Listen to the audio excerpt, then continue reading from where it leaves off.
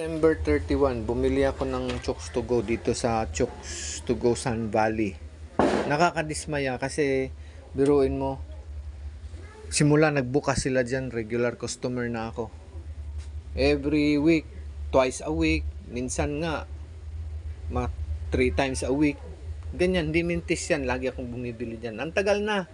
Ngayon lang talaga, December 31, nagtaka ako pagbili ko, pagdating ko sa bahay. Siyempre, sa gutom ko, kain ako.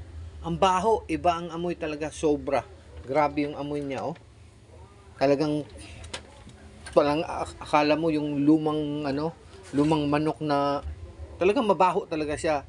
So, ginawa ko, binalik ko dun. Kilala na ako dun kasi regular customer ako Ang sabi sa akin, bagong luto. Pero sabi ko, amuyin mo kasi nakain ko. Kung ma-food poison ako niyan.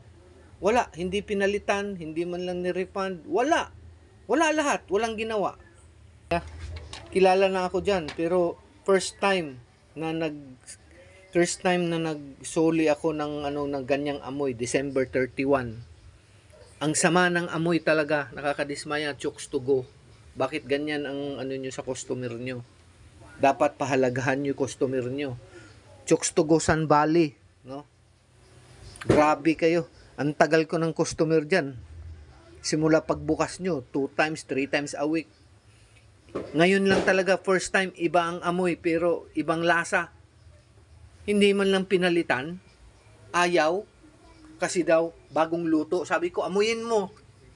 Tsaka hindi ko pag-aksayan ng panahon pabalik-balik dito na papalitan yan. Kasi, ngayon lang, first time Ayaw.